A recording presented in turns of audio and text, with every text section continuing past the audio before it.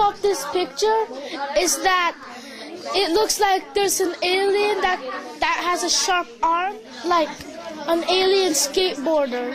I like the picture because it's focused on these two guys, the cow and the horse, and the man with it like looks like he's whipping the cow's feet. The one called Cow in the Barn, because it's kind of a country life, and that's how I live. I live on a farm. Welcome to our series, Exploring Nevada. I'm Gwen Clancy for the Nevada Department of Cultural Affairs. And on our program today, we'll take a closer look at a very exciting project that's run by the Nevada Arts Council. It's a way to bring quality artwork and writers out to communities across the state. We're starting here in Lovelock, a community about 90 miles east of Reno. Behind me, you can see this really handsome courthouse. And beyond that, the Pershing County Library. Chad Sorg has a van full of artwork that he's delivering to the library, and he'll be installing that next. The Traveling Exhibition Program is one component of the Nevada Touring Initiative that responds to the cultural appetite of Nevada's communities throughout the state. Here's Lovelock. There's the courthouse straight up ahead, and the library we're going to is right next door. A lot of the towns in Nevada, that's where I end up taking the art to libraries. It'll take us a few hours to install, and we'll see what they think.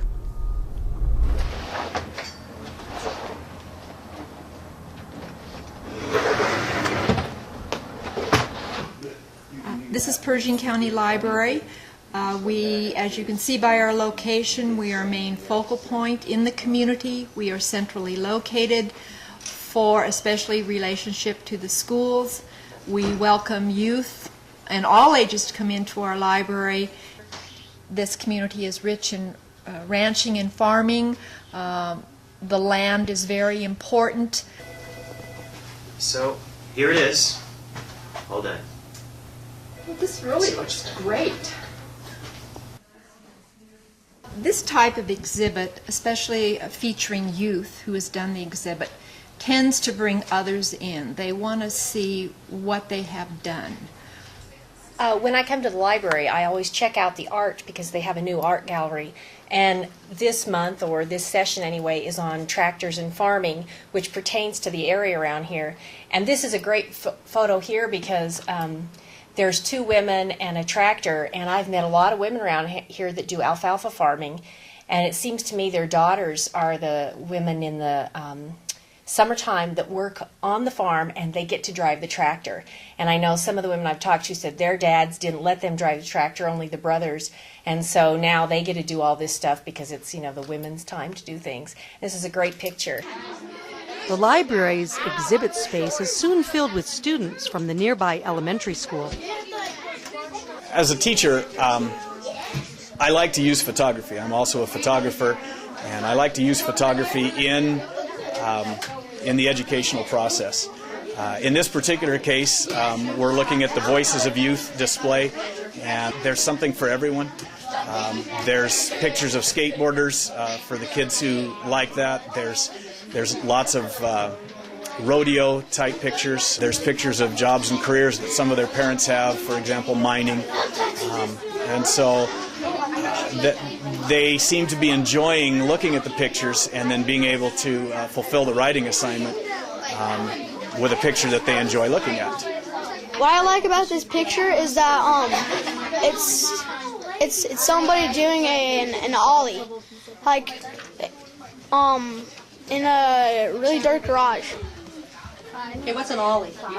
An ollie is like jumping up in the air while keeping the skateboard with you. What I like about this picture is the background is sort of blurred that way, and it really shows the movement really good. And it's a guy on a skateboard. I like skateboarding. What I like about this picture is that there's skateboards. I like skateboarding ramps. There's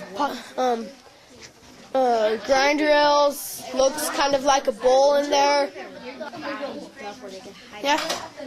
The students are learning to write detail. So they're picking a picture that they like, and they're writing all the details that they see in that picture.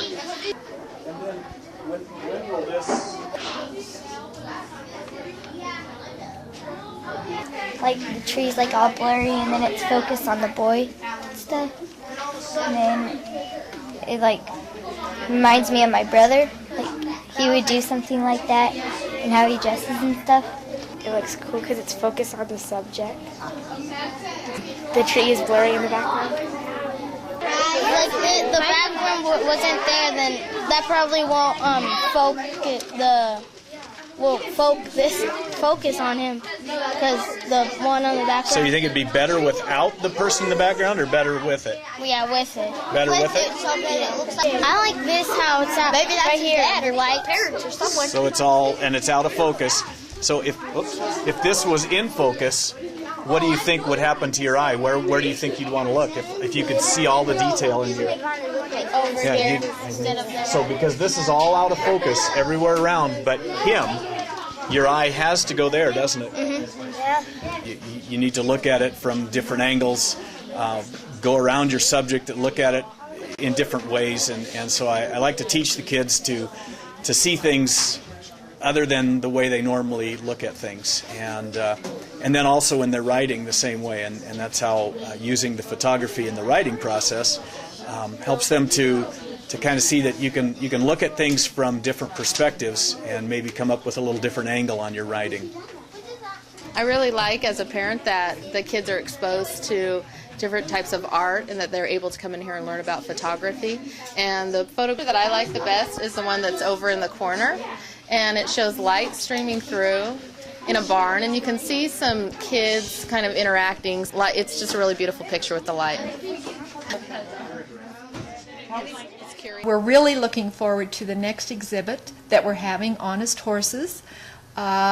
It is certainly going to create comments, pro and con, but that's what we're all about. You know, we present both sides, and so we're really looking forward to this one coming in. I also have a photography club, and we meet after school. There's about 10 or 12 5th through 8th graders in that club this year.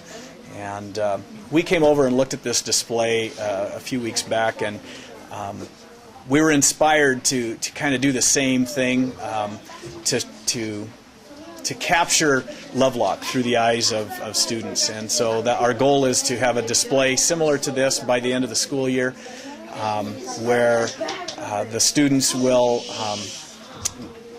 be able to photograph things that they're interested in this community.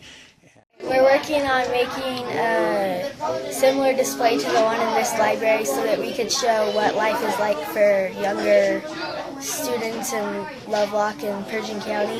If the exhibit hadn't been here, we probably wouldn't have thought of it. It influenced us to do the project, otherwise we wouldn't have thought of it.